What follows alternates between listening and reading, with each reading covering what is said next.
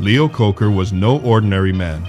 Born and brought up in Buenos Aires, he became one of the greatest steel pan tuners that the world has ever seen. Born in Buenos Aires? But where is Buenos Aires anyway?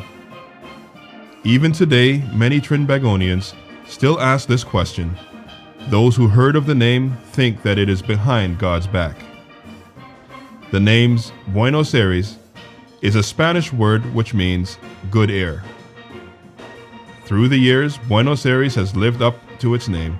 The constant pollution-free air which blows over the slight elevated plateau of this village makes Buenos Aires one of the healthiest places to live in Trinidad. Right. Have you been living here all the days of your life? Well, yeah, just step out for a few years, about 2 years, and come back.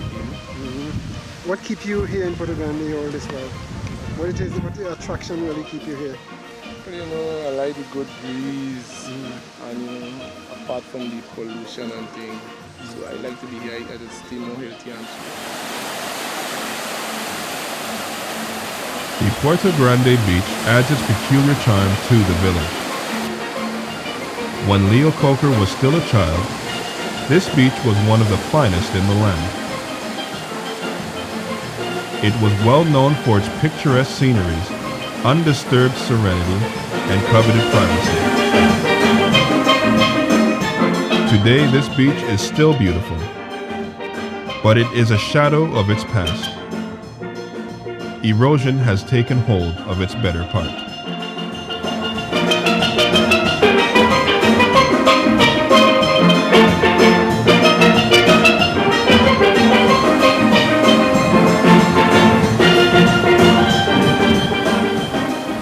The So River and waterfall are also key features of the village.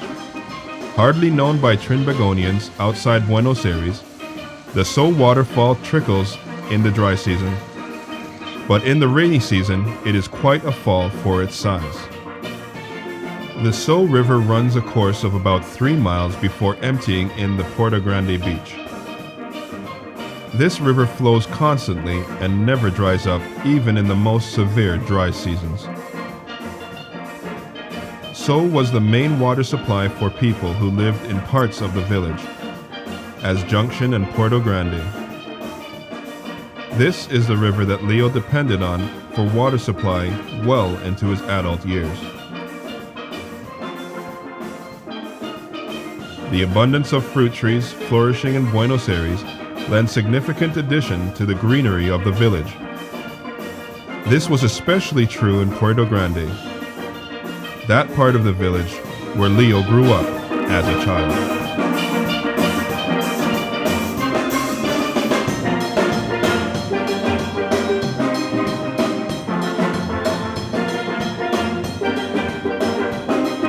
There is no doubt that the natural beauty and charm of the village of Buenos Aires influenced the creative ability of Leo Coker to become such an excellent steel pan tuner.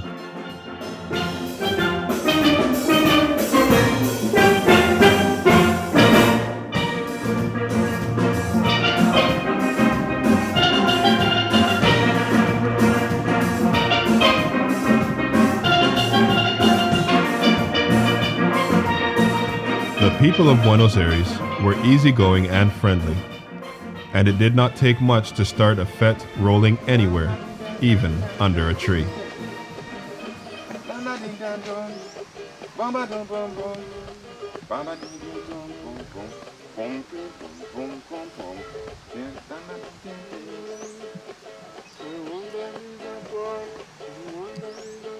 for me Christmas.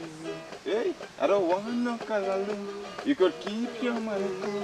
I want a piece of pork from me. Come down. I want a piece of pork. I want a piece of pork. I want a piece of pork for me Christmas. You go keep your callaloo.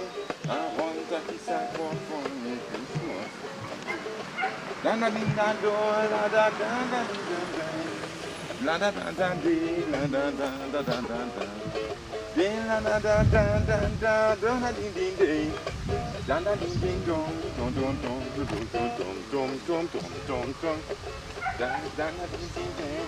Da da ding ding ding la da da da da. Under the rum shop in Savannah, otherwise called Down the Road, was the traditional meeting place. The limes, the fights, most of the excitement happened there.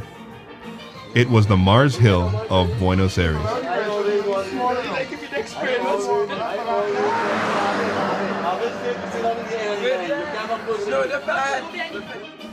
This is Buenos Aires Government School. It was a place of terminal formal education for most, if not all, the villagers. After passing through this elementary school, the majority of villagers would have worked on one of the two large agricultural estates, on their small plots of land, as fishermen, or as small craftsmen. Later, quarry work became the main industry in the village.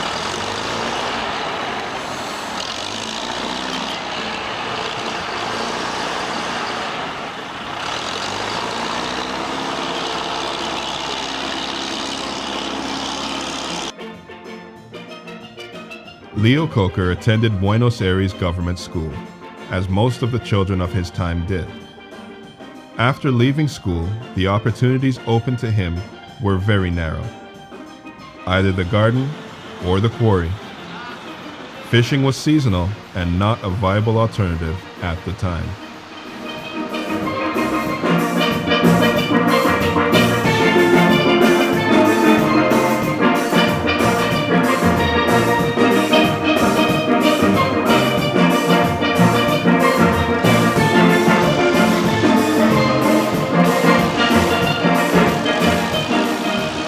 The opportunity to learn a trade was also few and far between.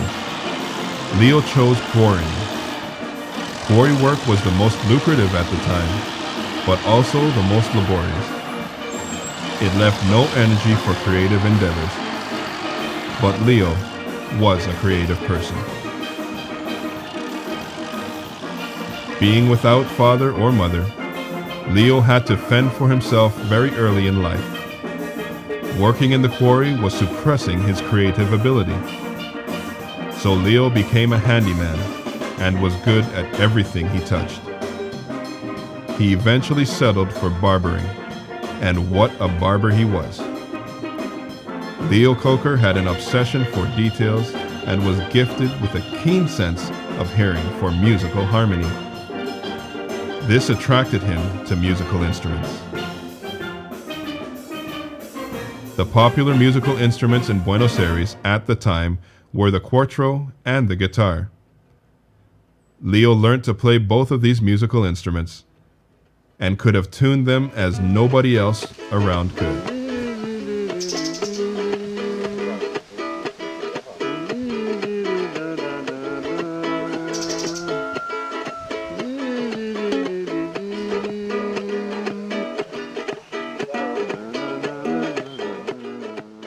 Leo was a small man by physical standard, but he possessed a giant's ability. He could have outrun, outswam, or outwalked anyone in the village who challenged him. Yeah, we grew up there as friends, but you know, he was no sportsman and thing. You know. He was more, he liked pan. But I understand he could have swim and you Yeah, he saw coulda- swim you yeah, sometime, he could right? swim, yeah, for that. And how about running? He could have outrun you too, you think? No, he never could have outrun me. He could have swim. But he could have outwalked you. Yeah, Yeah, yeah, whatever. But one he was a very strong fella. yeah.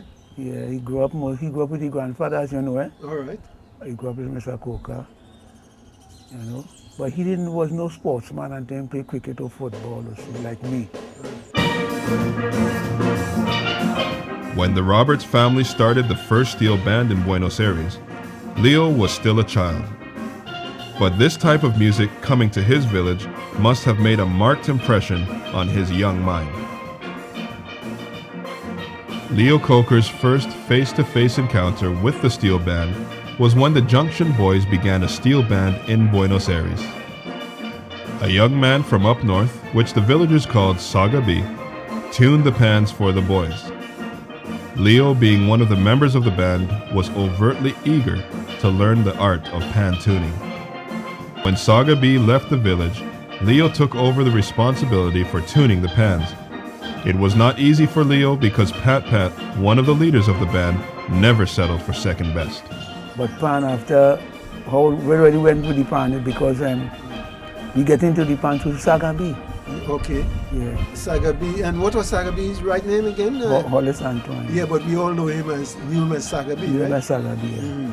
Yeah. And when he came down there, he decided he introduced pan to the village again. After when he stayed there, he left and he came to St. Joseph. All right. So that come up at the pan, so I just went down right there. Yeah, because he didn't have anybody to tune and so on. Right. But me and Coca sort of go there and we start to choke and try to get him go there until, well, Coca, he more slave to that, but he wasn't looking for nothing to do as well. I have to find something to do. All right. So he keep on there all the time, every day.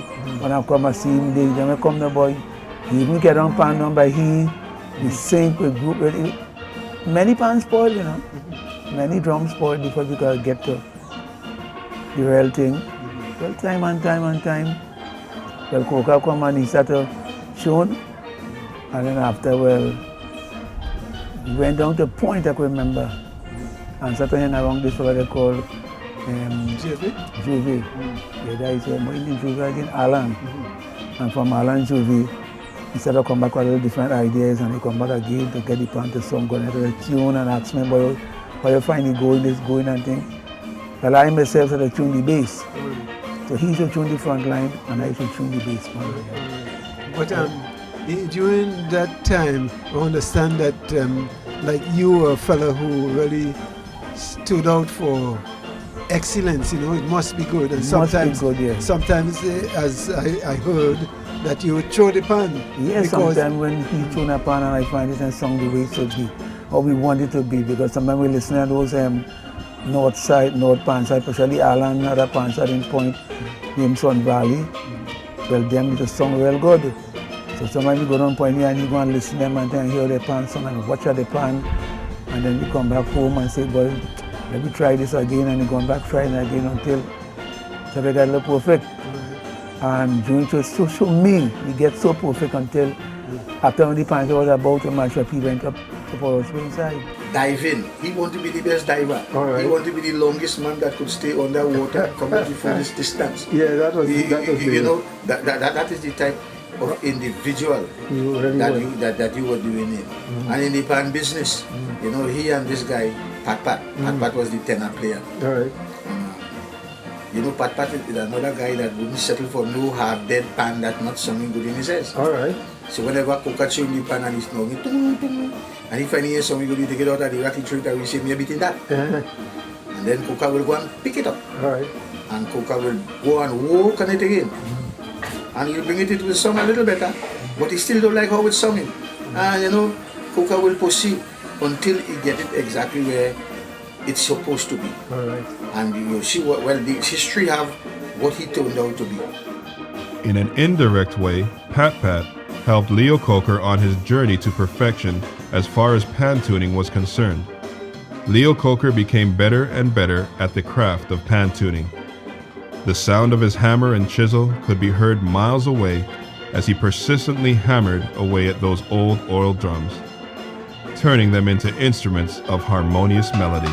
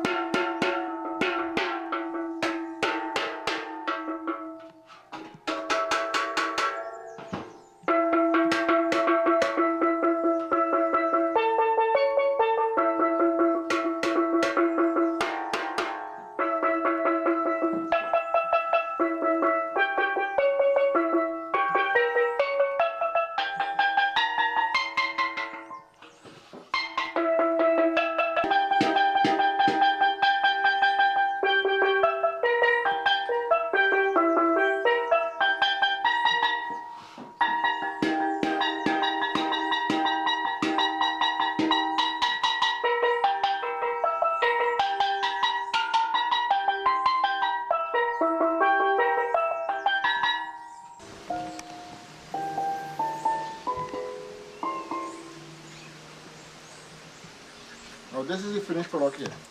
I run the scale for you. One scale for you.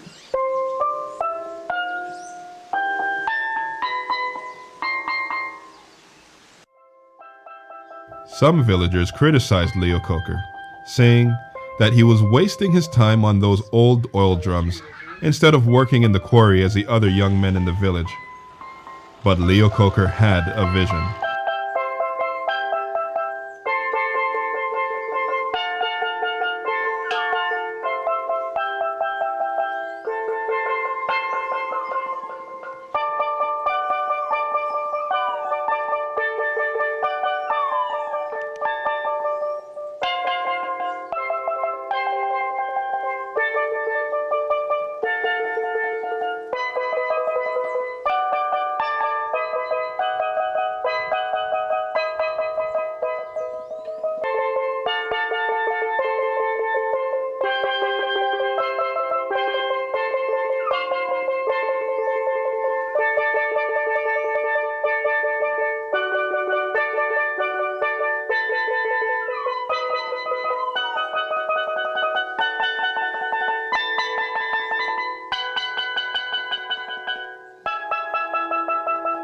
You know, when you really started to work on pan and things like that, you know, people here, if you're not working in the quarry or something, you're not working. Work was seen only as physical work, hard work. If you could work in the quarry hard and things like that, then you were a man and so on. But Leo was not like this. He was different.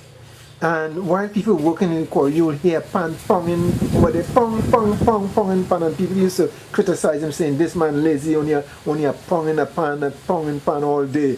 But have you heard something like that? No, well, I never know him working in quarry. And no, I'm not saying that he I really know, worked, but because he was not working in the quarry and only ponging pan all day, they thought he was wasting time on a hard guy, you know? People would have been saying that based on what went before. No, he is one of the guys that you have to say make it big in pan. And when I say make it big in pan, he make it big in pan both ways. Yeah. He make it big in pan as a tuner, a blender or the music. Yes. And he also make it big in pan as one of those that was able to control his money. All right. Because he is one of the few, if not the only pan man in Trinidad that didn't go begging. If anybody wants to research the history of pan leaders in Trinidad and Tobago, tuners that were leading major bands in this country, most of them, some of them are alive, just like the Calypsonian. And look at them. Every one of them is somebody always calling government should assist them. And they made it big. They handled money. But they didn't invest. They didn't put aside nothing, as your people say, for the rainy day. Probably they live it up. You understand? So Leo is quite unlike them, eh? No, nothing in the area of these guys and them, man. Nothing in the area of these guys as far as crumbling was concerned, or is concerned. Because I will say, look, the man died, and he died, I will say the man died son. Because he didn't sick more than a real month, even though he might have been sick before, but when it came to the knowledge of the public, I would say it's about a month he was sick. He just deteriorated fast. And to me, he'd be family well off. Yes. The band injunction broke up, and it was time for Leo to seek greener pastures. Leo also had a passion for motor mechanic. He would buy books on cars and learn how to repair them. Around this time in Leo's life, there was a small mechanic shop in Buenos Aires. There, Leo spent much of his spare time learning and giving his voluntary services. Kuka was a mechanic, learned by himself. Kuka ended up a body straightener, learned by himself. Kuka ended up a welder, learned by himself. Kuka used to come here with his pan when he can a pan and get it split. And he telling you what he wants.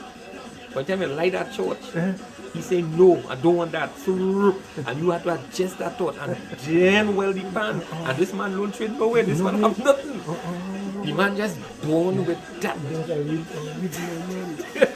What I say, a lot of fellas come from here. And a lot of fellas come to here when Coca was here. Okay. So when Coca, I see owner of the shop, but when Coca here, he look like the boss of the Yeah, shop. he give them discipline. Yeah. Yeah. Discipline, everybody silent. You can't no laughing and talking and no fatigue And things like that. yeah. This is the Businessman. thing why I really, up to the day, and up to this morning I was speaking about Coca. That's right. Yeah. When you hear I don't do my work, I go sit down with Coca. When I walk in, Coca head and head with me. Yeah. Coca will stop me from doing my work. Sometimes I vex him. Yeah, sometimes I vex. Because the way how the fella's so genuine and perfect that what I will do from 9 in the morning to 11:30, I go until 9 in the morning until 2:45 because he have to see that thing original. He mustn't come back. That's what they say. They say when he start to tune pan, he come in the morning 6 o'clock and he leave 6 o'clock in the evening. Coca get a Sun Valley pan shed for me to paint over all the pans. He make the price on everything. $2,800. That is $2,800. The young boys and them who come in to tune pan, Coca tell them they can't work here today.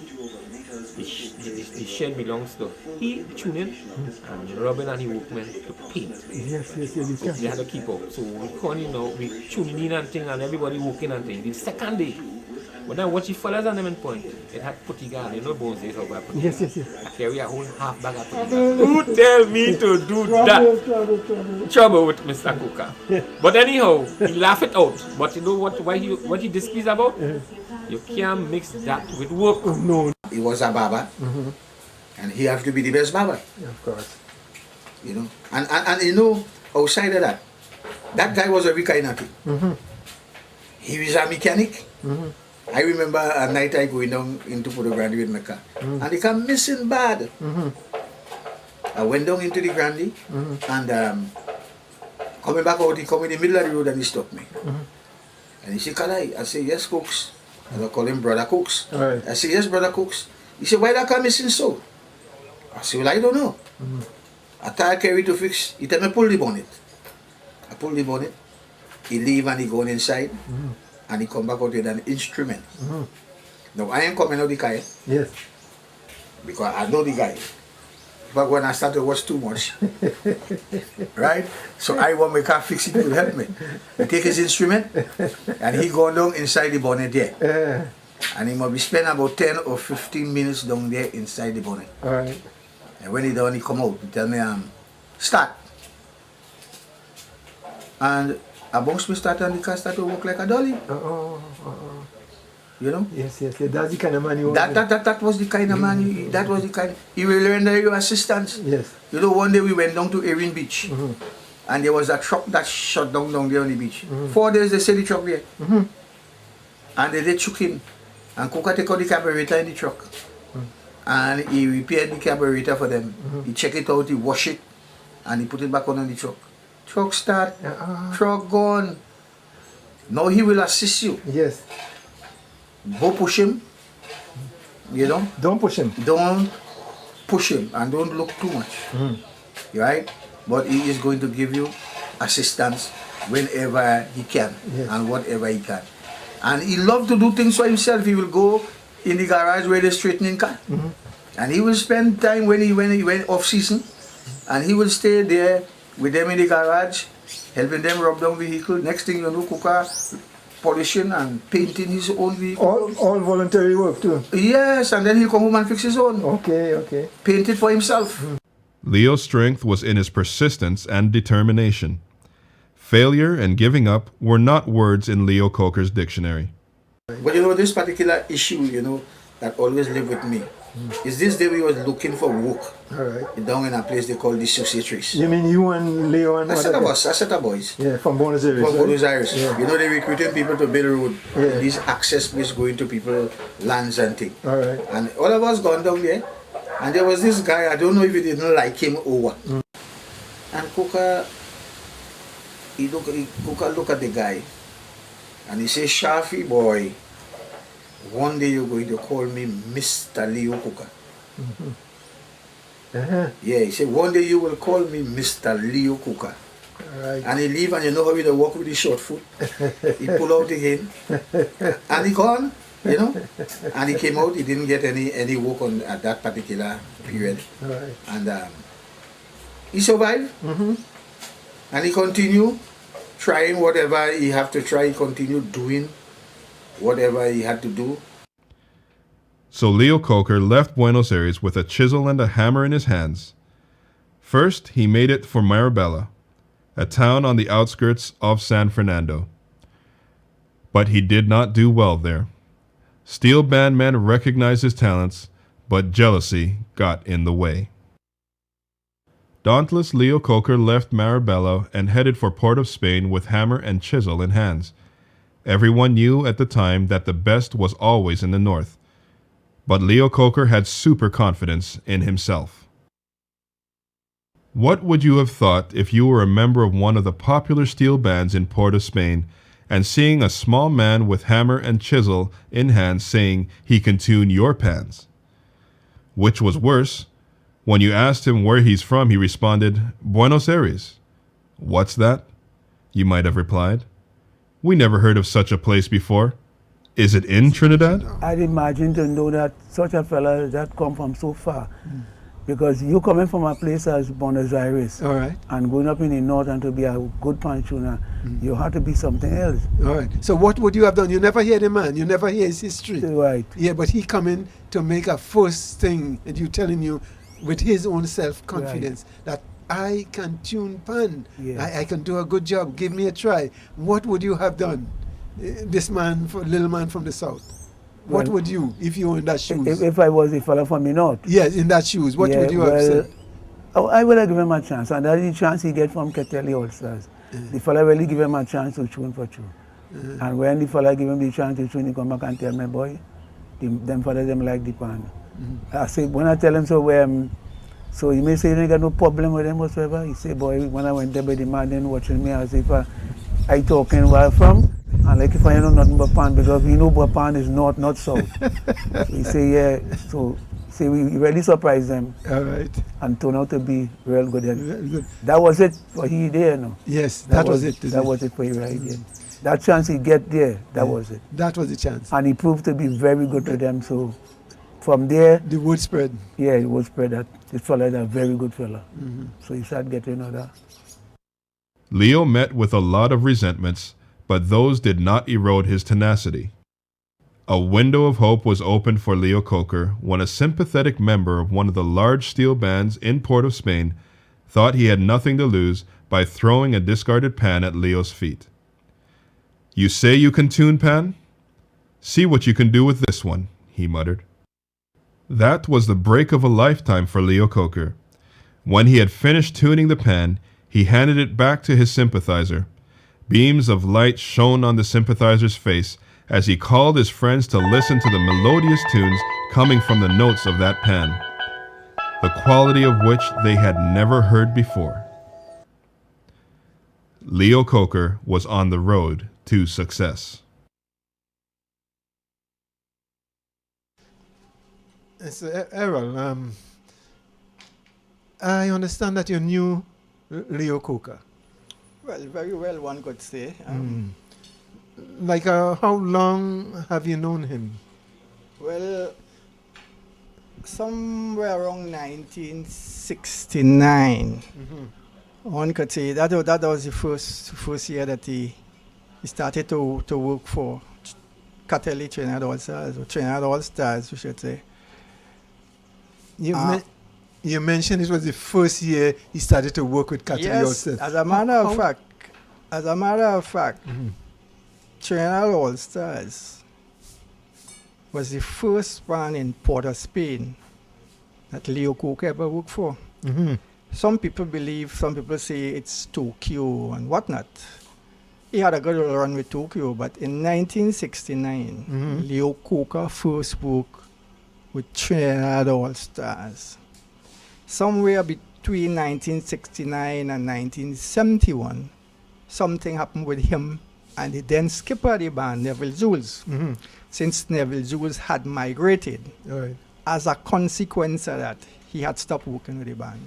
All right. Now, how Leo, a man from the backwoods, apparently get on your scene?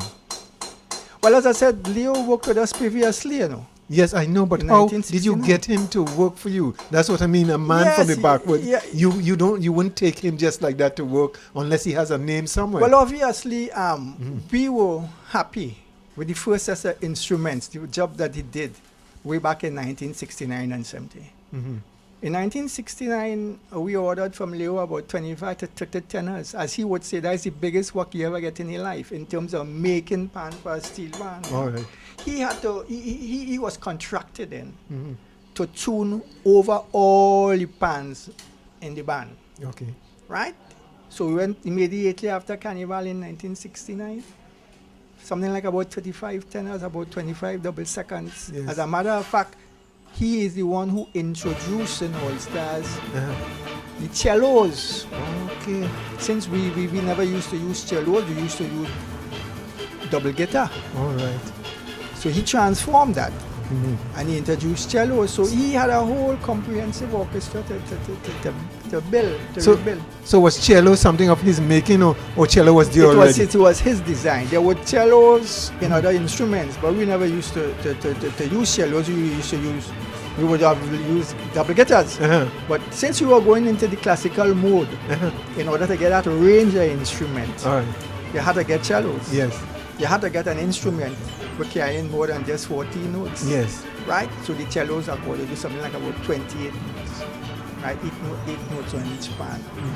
So we had a range so that we could afford to go into the mode of classical and not struggling for notes as it were when you play the double guitar. Okay.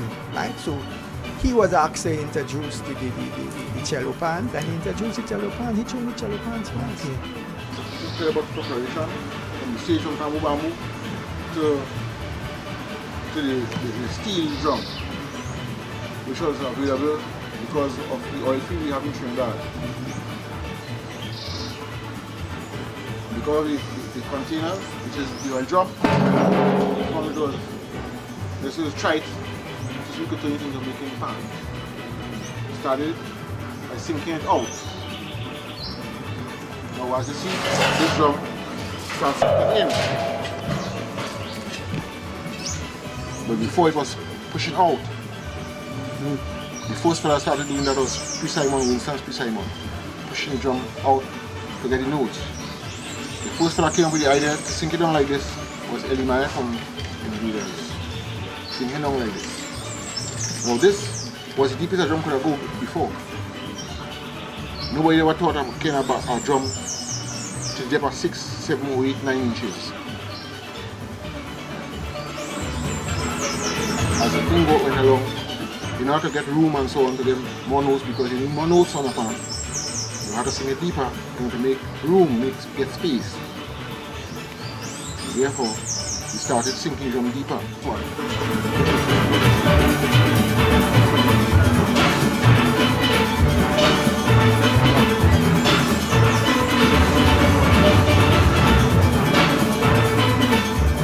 Mark it out, mark out your notes, your sizes, so as you see here on the outside. Then shape them out in different sizes. Groove it out. Do the same with the smaller ones inside.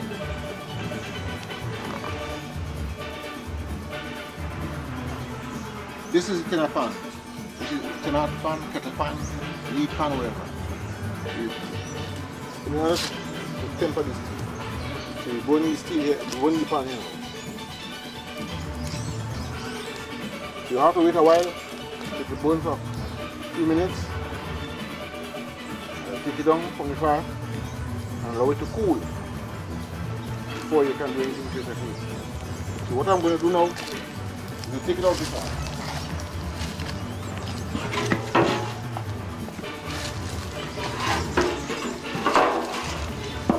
Wait here for it to cool. So I'm going to tune the fan, stop tuning the fan. This is where I'm going to start to design my tune. Start starting up the notes up.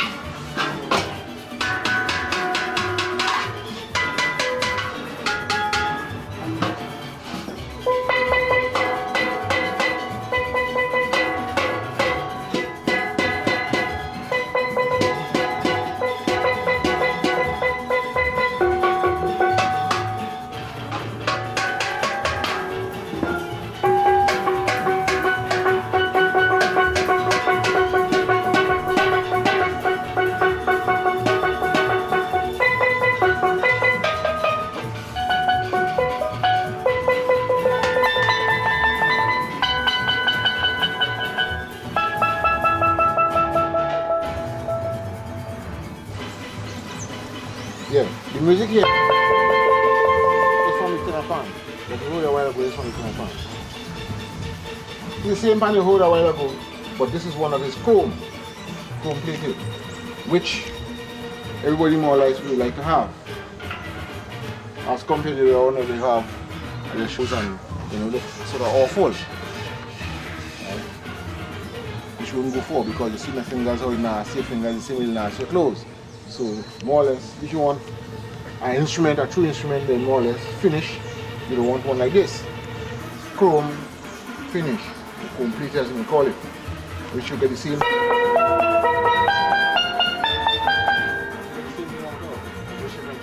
To get from that, we decided to order drums from the factory that manufacture drums here in Trinidad. They call them vanilla. We moved to something which is more economical to us. They use the both sides, which is an FI drum. This here, both sides.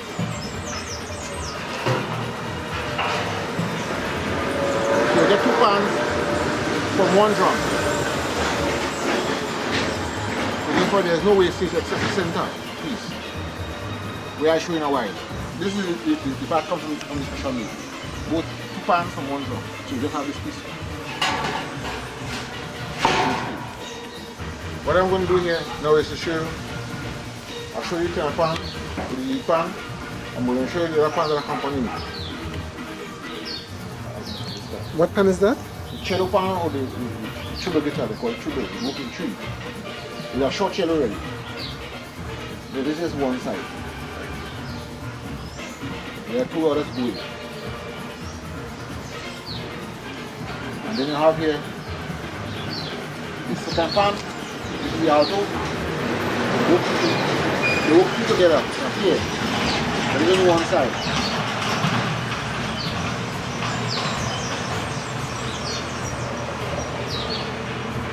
You know, as you may notice here, they cut in different lengths. And length matter with the sound. Because the longer the instrument is, the deeper the tone, is. You can put in this way, you can see. In length,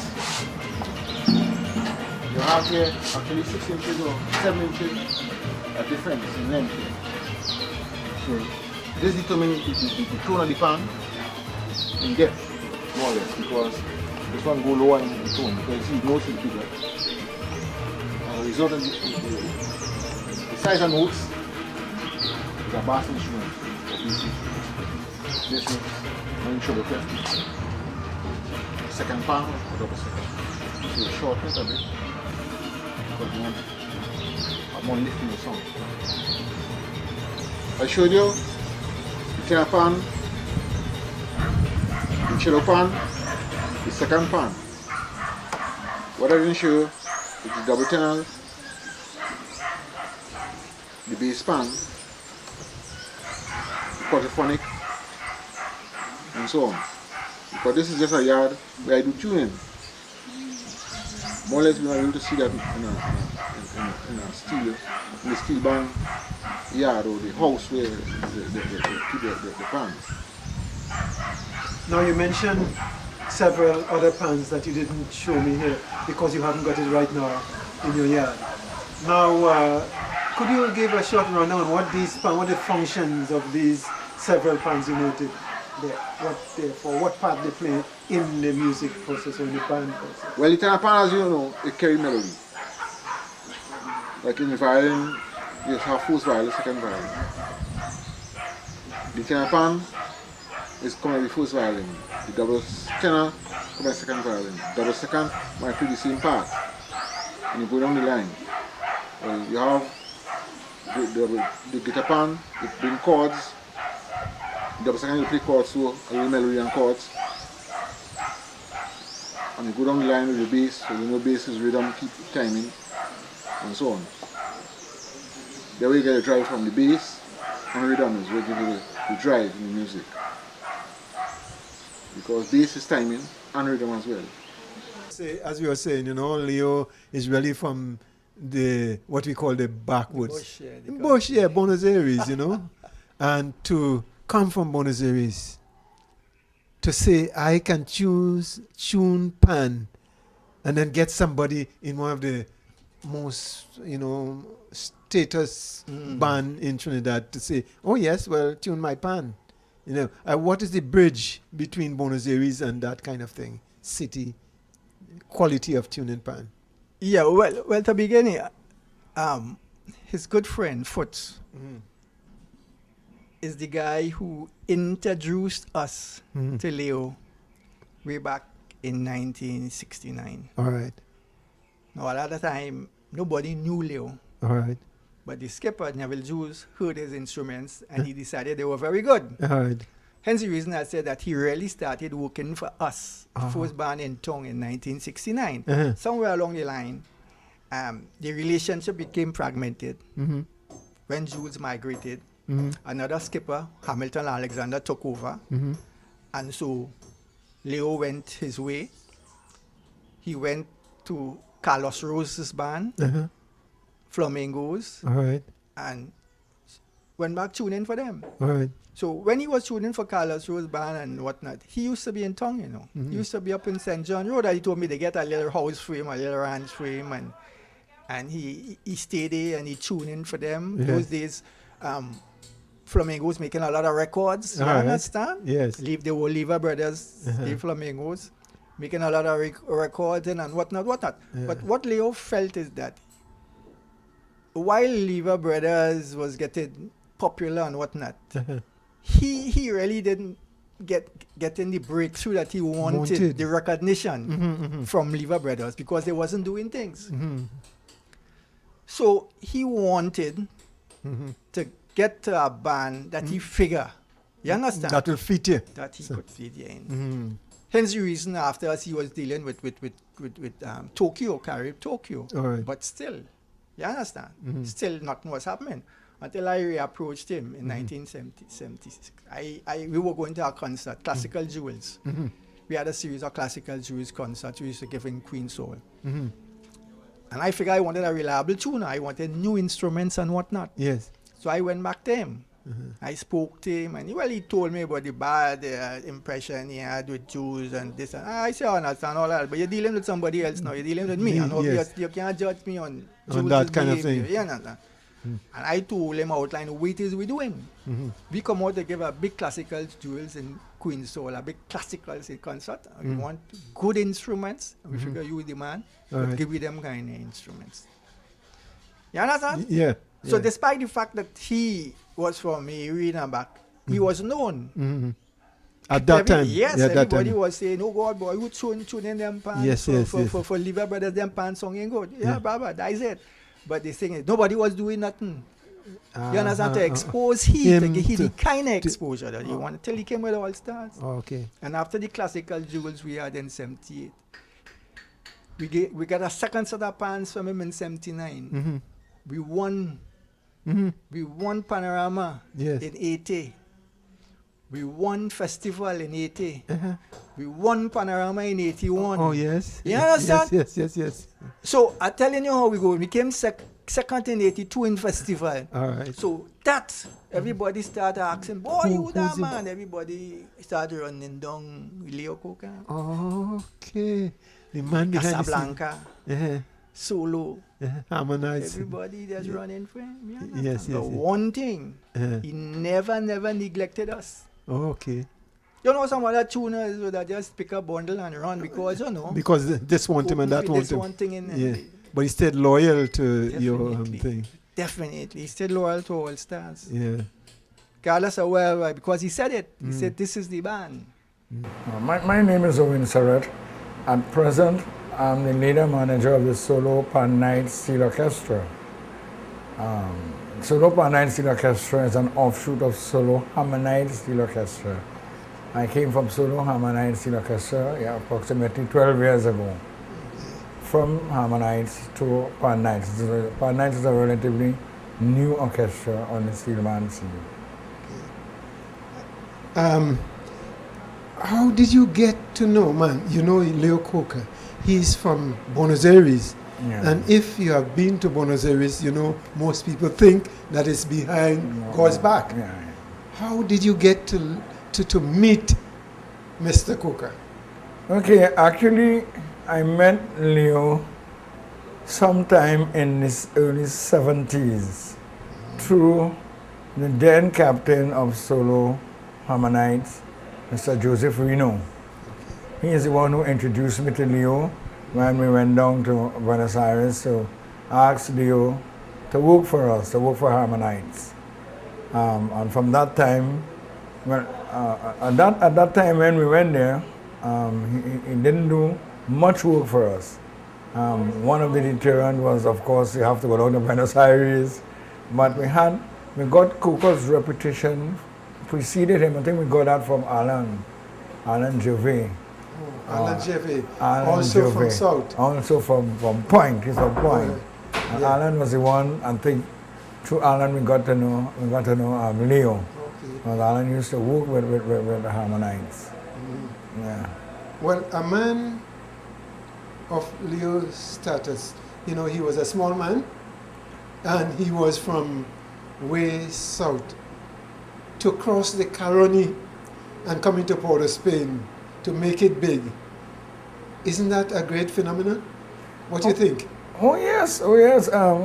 Coca, as far as we are concerned, his work is unparalleled when you talk about steel band tuning, steel band making, and steel band blending, instrument blending. As a matter of fact, I spoke about meeting him in the 70s, but when I actually took over Solo Harmonites as captain, then I went to Leo Coca. He was the sole blender for our band for many years. At least we had a falling out. I had a falling out with the regular tuner blender, because he was from the area. Okay. And when we decided to take Leo to do the blending of our instruments. And I'm yet to find a tuner who can blend instruments as well as Leo did. I'm the manager and leader of Exodus Steel Band. We have been around for 26 years. We have built this band from scratch, from nothing. When we started talking, we had not a single instrument. We acquired instruments and we built a name for ourselves. And apart from that, I have been the deputy chairman of the National Carnival Commission for the past, almost 5 years, and resigned from that position just like 3 or 4 months ago, in November last year that was. So that's really my position, and I'm a real aficionado of local culture, that's Trinidad and Tobago culture, spreading between Pan and Calypso.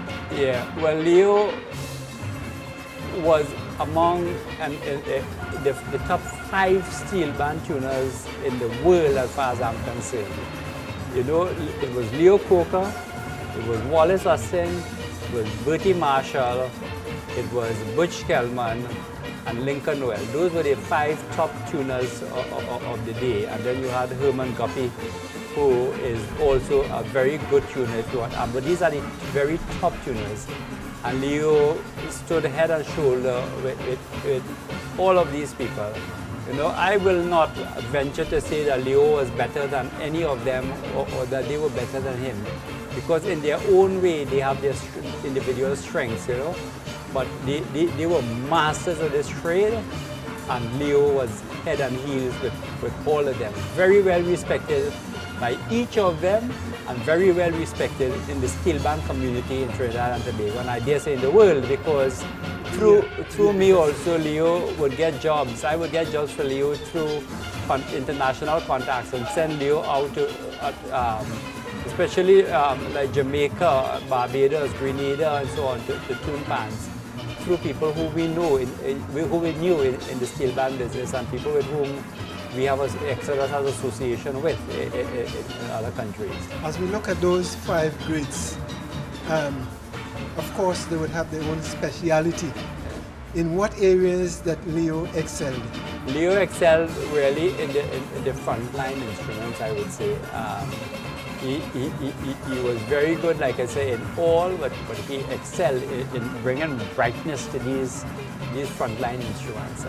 You know, and he usually tuned his instruments slightly sharper than the other tuners, and the instruments were always brighter than if I may say so, compared to other steel bands, He had a warm sound. the instrument, he had this unique sound. Well, all the tuners, and this is why I say, in fairness to all of them, they all have their own unique sound. Yeah.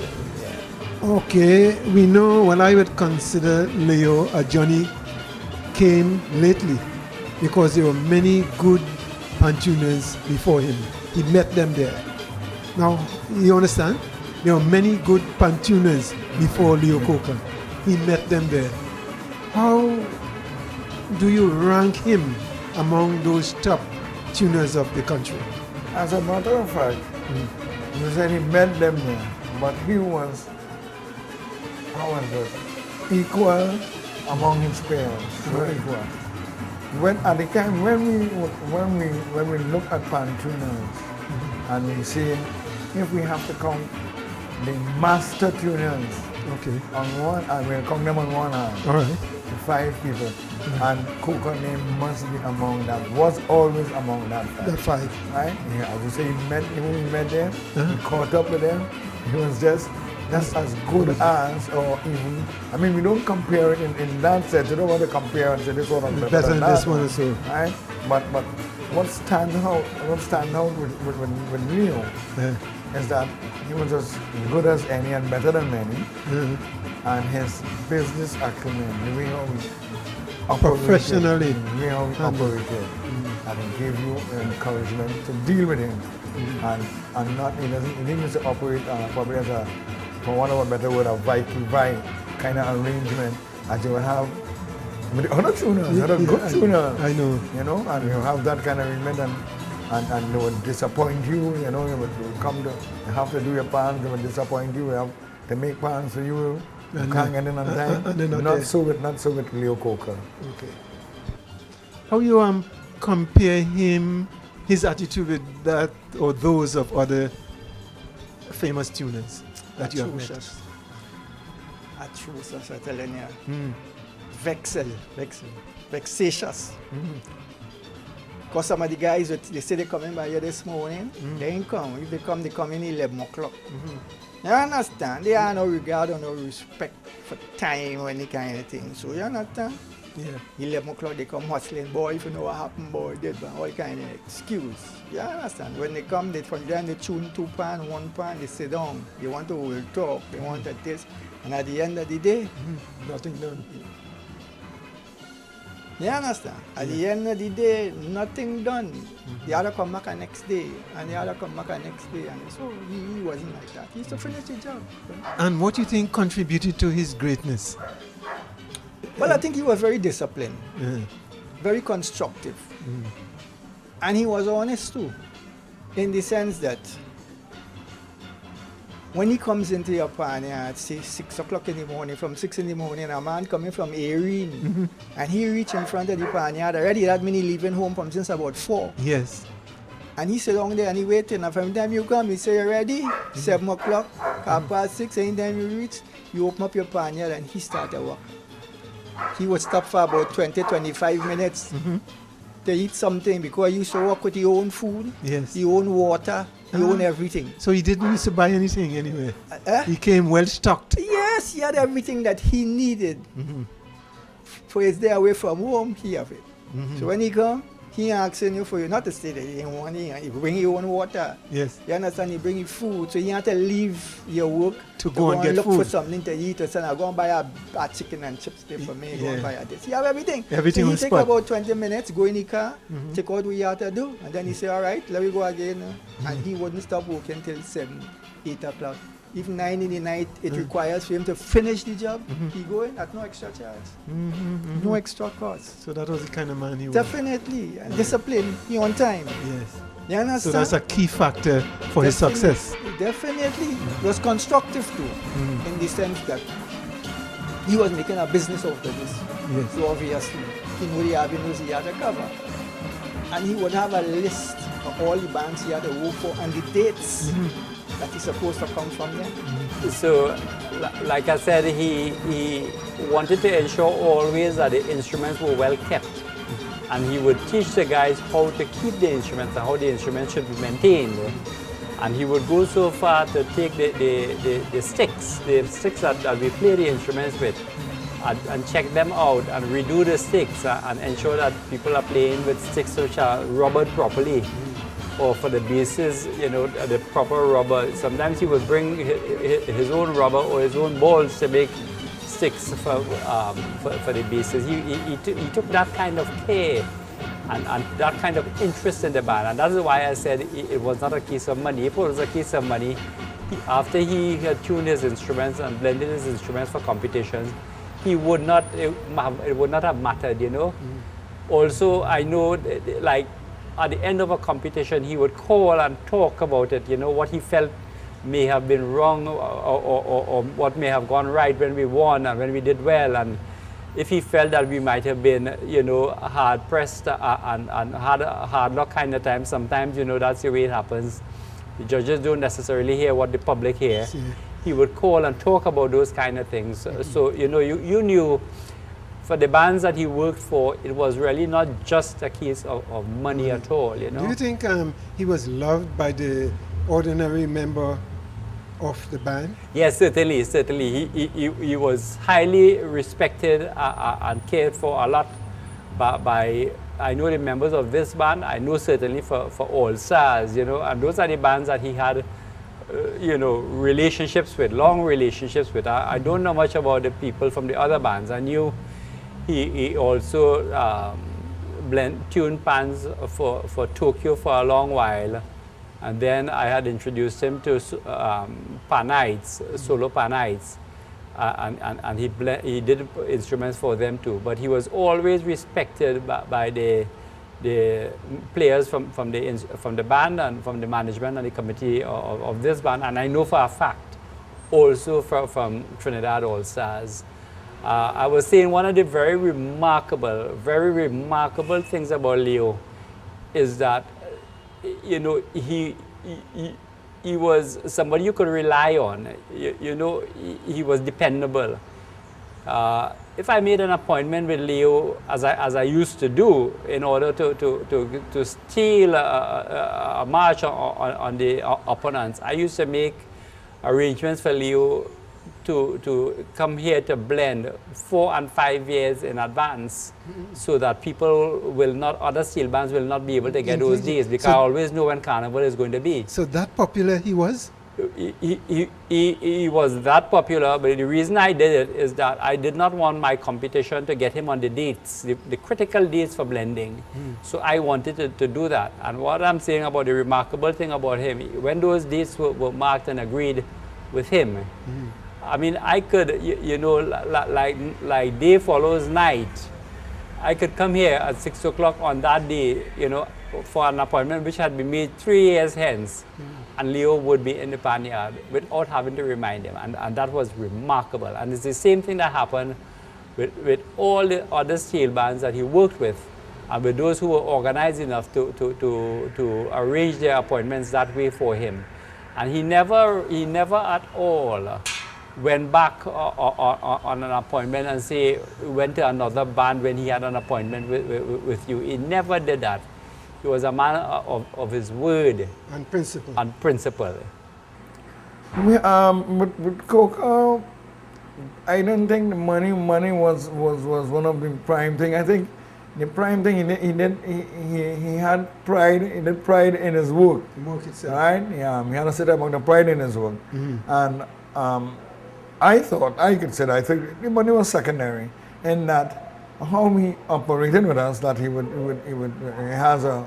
had a fee for a day's work, all right, and pay for that day's work, and he would give you that day's work from 6, and as I say, from 6 a.m. to when he finishes, normally 6 p.m. in the afternoon, okay. Right? And I mean, from my experience with him too, you know, if Leo, and another thing too, we will have to book carnival blending or blending of the parts for any occasion we have during the year. We have to book that with Leo. Leo had a directory, diary, and you have to go down in that diary And once you know the man, he's so organized. We would book Carnival next year. This year. We have to book our dates to blend in advance. Yes, in advance. A year in advance. A year in advance. Yes, we had to do that. And so peculiar he was that you would forget that you booked the 24th of February with Leo Coca to come and blend. And at 5 to 6 in the morning, your phone will ring. Oh, when? What happened?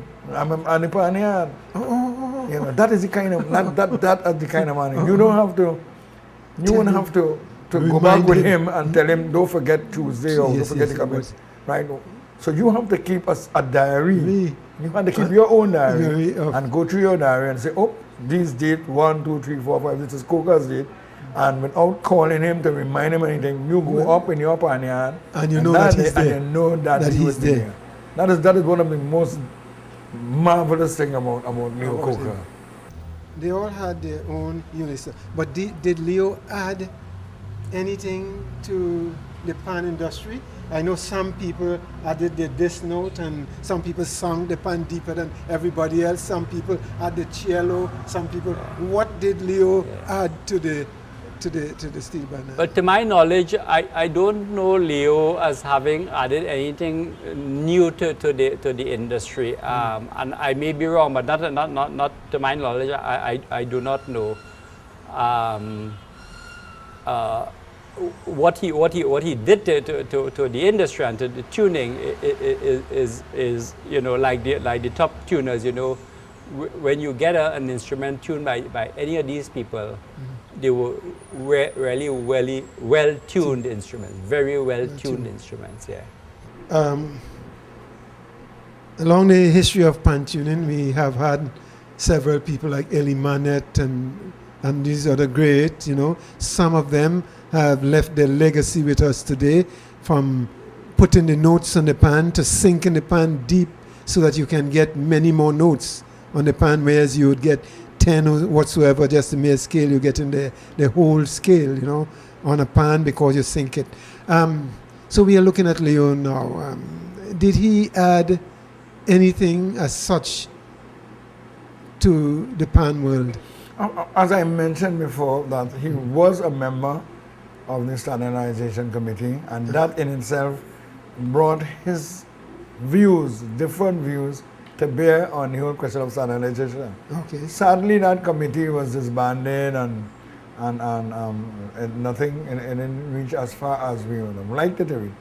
But as a matter of fact, that, and one thing about him too, what people mentioned too, is that he had his own peculiar styling when he met it. Not that he would not blend bands on the first styling, but he had his own peculiar styling, and what he brought, that's what he brought, new and different style, different styling to the table.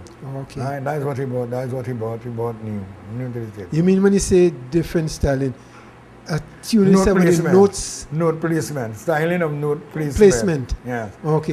For his styling was different from the fourth and fifth styling when I use now. Right. I'm not too on the technical aspect. I'm more administrator too, but being around steel band, I have a fair idea. The fourth and the fifth. The fourth and fifth. Which wasn't existing before that time, you mean? Yeah. Which, when I say existing, I mean steel band just use the ordinary scale, you know, do, mi, fa, sol, la, ti, do, and things like that. But all the A sharp and the fourth and flat. fifth is the note placement. Yeah. No, that was long time. That came in with Anthony Williams was the one. Okay, Anthony Williams was the one who started with the spider web pan. Yes. He started with the fourth and fifth, you know. All right. Fourth and fifth styling of the instrument. But Leon used to manufacture instrument according to that styling. Yes. With a different. Oh, a different styling. So here's, okay. So what we are getting into now, he was very instrumental in the standardization of pan, because he couldn't put something a C over there when, I mean, other persons will put a C over here. They have to agree that if you come from Timbuktu and you take up a pan, you should be able to play it. Well, that was one of his role in as far as the standardization committee. Oh, so he contributed to that kind of thing? He contributed immensely to that. Yes. Oh, I see. But Leo should do everything for himself. You don't want to wait to sing for him? Yes. because you mightn't sing the pan how he wanted sung. You understand? He was very particular About that. He had to take his time and sing his own instruments. You see, he wasn't studying. It wasn't a money-making thing for him. Despite the fact that he was making money, but he got a certain amount of enjoyment and satisfaction from what we doing. He take pride in the instruments. Yes. Because when he finish a pan and he tell you play that, and you played it, he used to stand up at the side and shake his head. What you think? Wait. Yeah. Yes.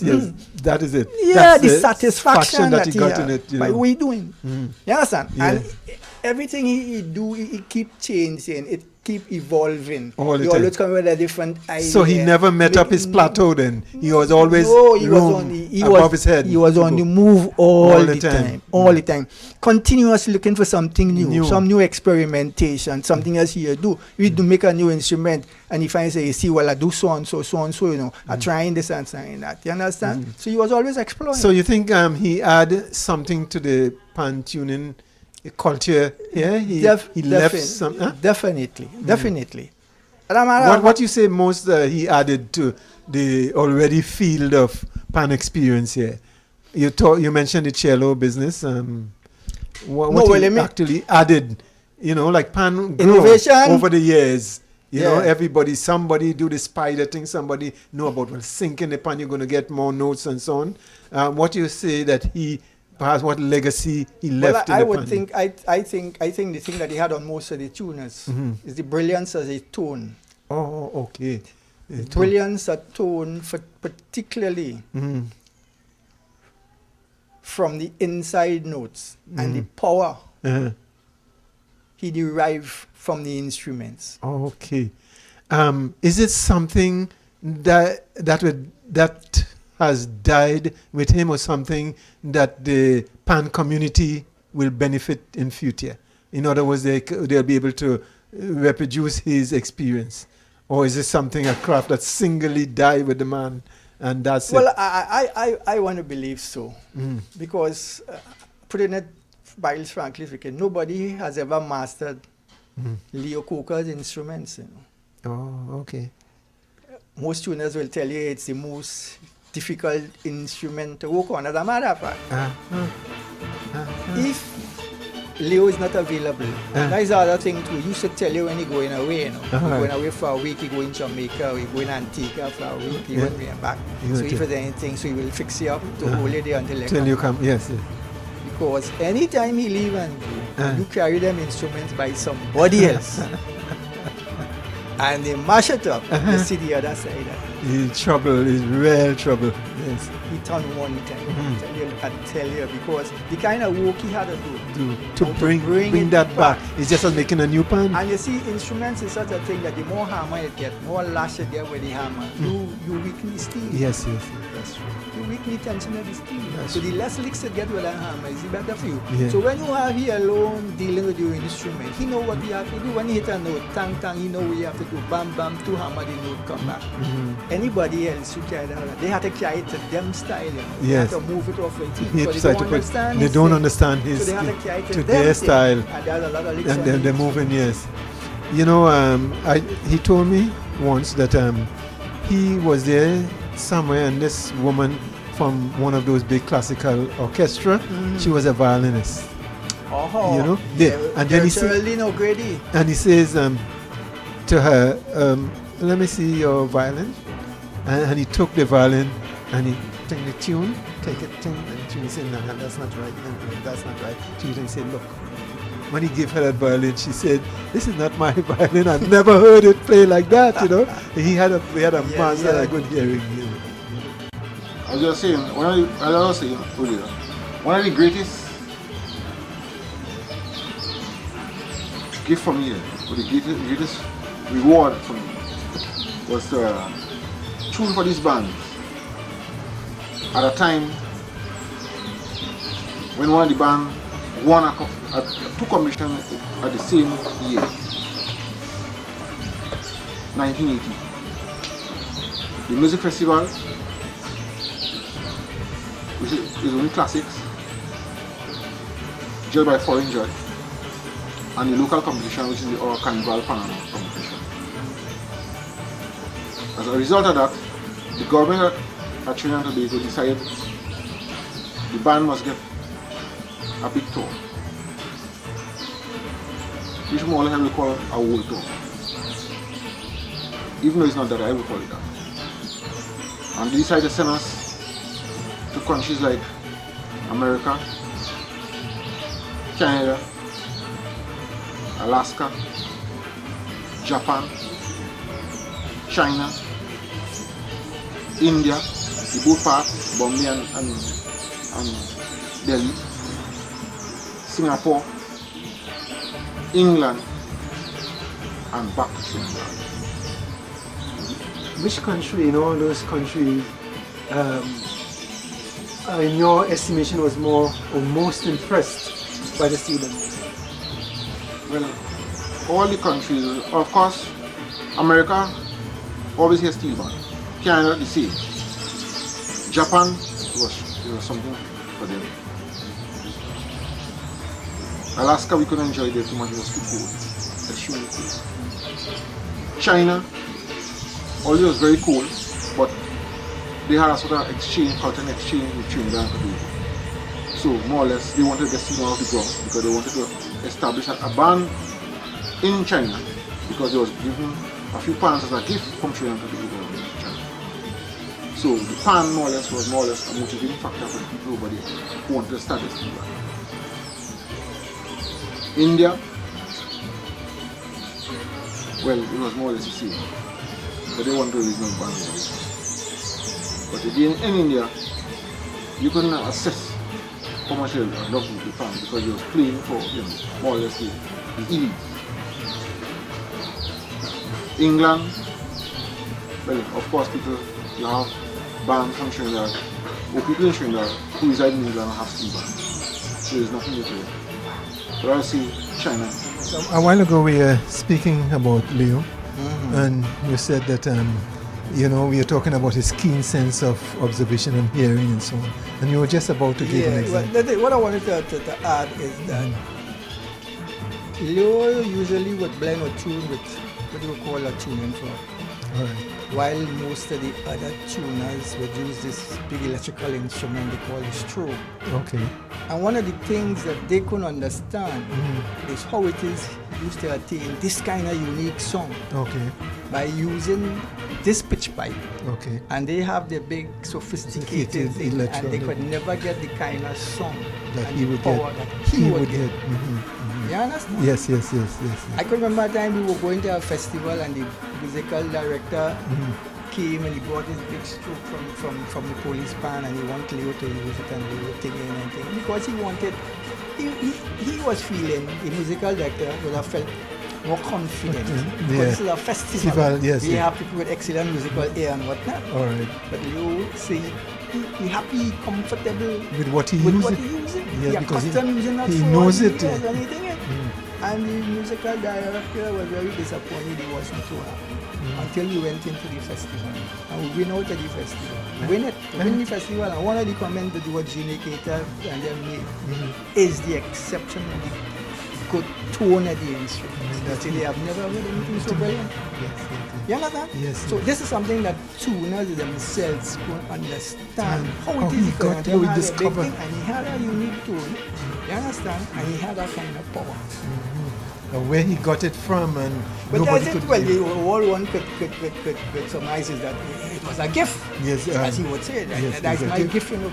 That's my gift. It was because he could do that. Because nobody could reproduce that kind of thing. Definitely, you understand? Nobody, and they have all the big sophisticated electrical thing like that. And he had a little pitch pipe. But this. That's the key factor. So you think we have lost something? Yes. I think that we in particular, I have to talk from my band, that kind of unique tone that we had.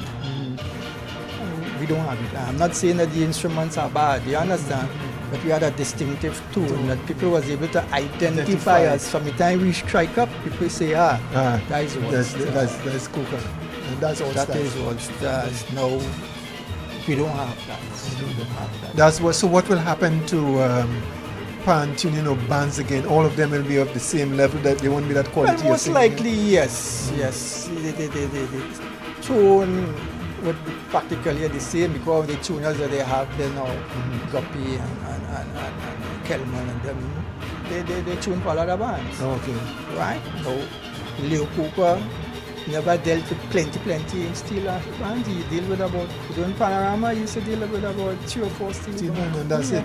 It was us, Exodus, Pan Knights, and probably some other 2 other steel bands. And they always place first, second, third or All his something? bands and them used to be right up there in the running. You understand? So that in itself tells the story, you know what I mean? I guess. Yeah. It's nice to go in the nightclub. No, he wasn't that kind of guy. No, he wasn't that kind of nightclub guy. He was a guy. He loved things, but he had his way of doing things. Sometimes we criticize him. Sometimes you have to admire him. Because he will go, I met him one time in Panorama. And those days I was drinking. And I never drink beer so yet. Really, every minute he coming back with beers. When you think of him, his trunk loaded. He motor trunk. And he have them there calling. When we finish, we take the bottle, he go, he put it in the trunk and he come back with 2 fresh one.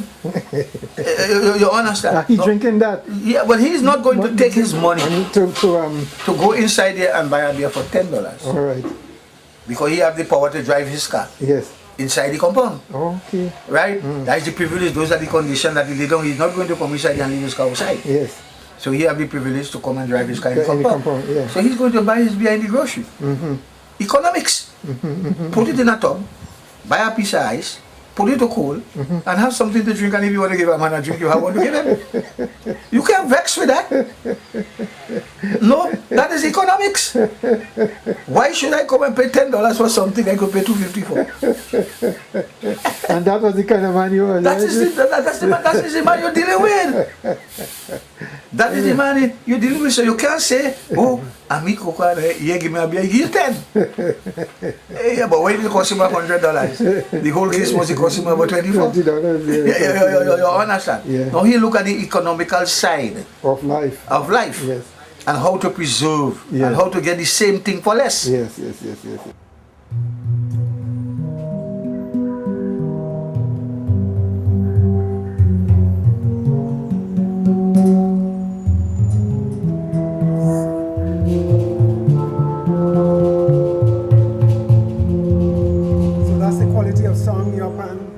Will have. Yes, right? yes. So Leo would have the same kind of quality. Yes, we have a difference, but close. Well, after he stopped making pans, and because of illness and age and so on, he recommended that I make the pans for the band, and he will just blend them, that is retuning when they go out of tune. Okay. You know? Because in Leo's last, a number of years anyway, Leo did not have the strength to go through and sink the pan and make the groove and so on. So what we did is Herman made the instruments and Leo used to blend them for the competitions, you know. So all these instruments here are instruments that Leo would have had his hand on really, you know, and blended over time. All those instruments are all up there, you know. You know, at times he got in his latter years, he got a little miserable in that he started to talk to us about other people blending the instruments, and he knew that other people were blending the instruments, which, you know, I know was not at all so, but for whatever reason, you know, he had this thing in his head that other people might have been blending the instruments, and he really got a little miserable in his last few years with that kind of thing. Nonetheless, we always had a great relationship, you know, and at the end of the day, when he was finished with blending, I mean, Leo blended his whole band. When we go to Panorama, as he did with All Stars too, these are big steel bands, as you know. These are leading steel bands in the country.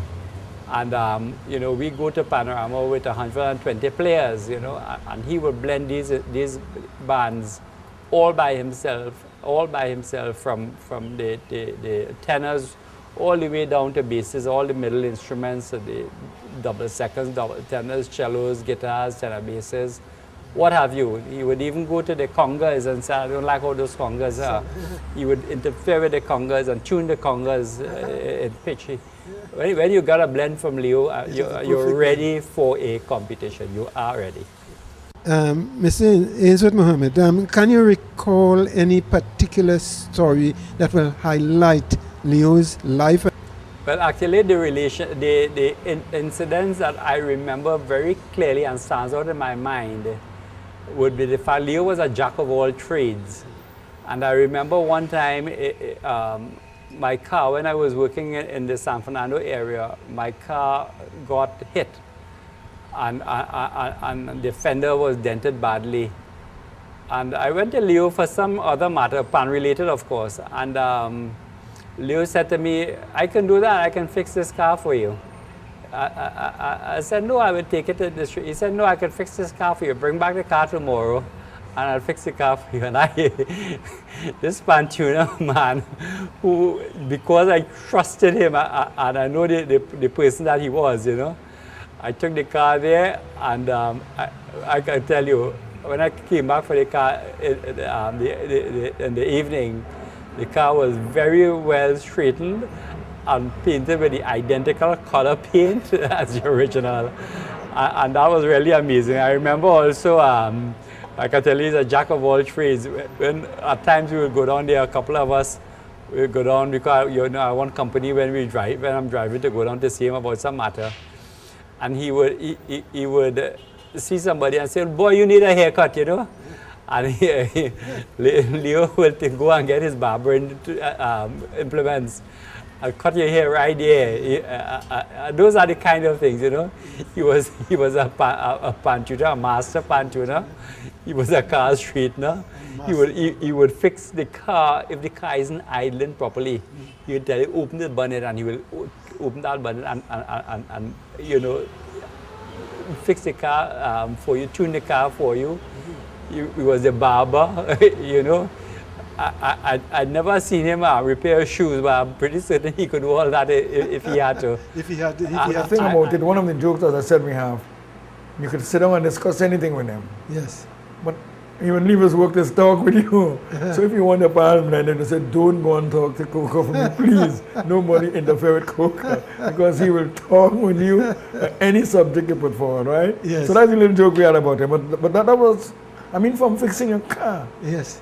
You know, your vehicle. All right. You know, you tell him, yeah, you come in with a vehicle, here, crack, and he said, what happened to the car?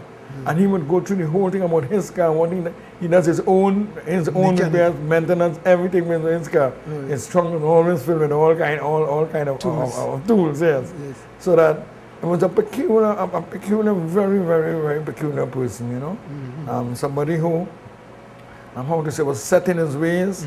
He knew what he knew, and he would discuss it. And one of the things he would always say, don't get me wrong, you know. Let me.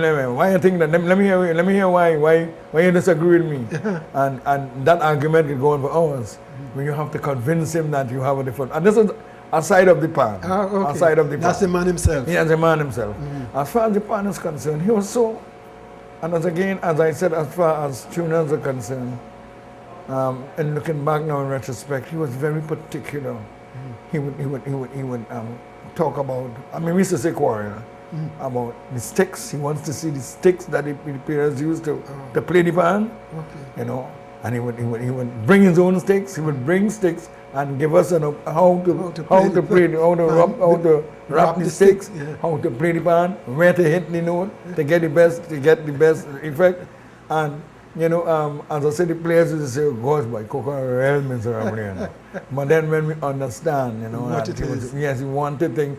And to get the best out of the pan, you know, where to hit the note and all of that. He was always very, very, very particular about that. With all his success, Leo Coker never forgot his roots and his humble upbringing.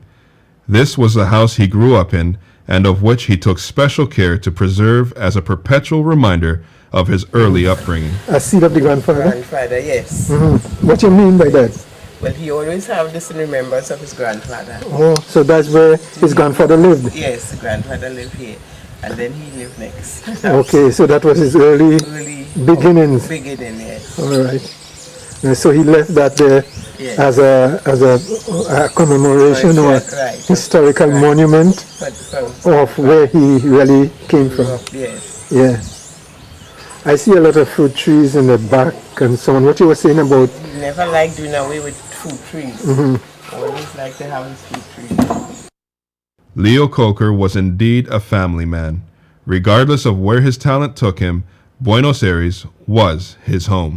Mrs. Coker, how long have you been living, how many years have you been living with Mr. Coker? So I've been living together for 40 years. 40 years of happy marriage. 40 years of happy marriage.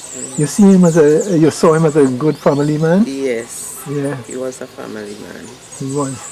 Yeah, because I noticed that he always look for, no matter where he goes, what part in the world, he always think about home, eh? Home, yes, always. Yeah.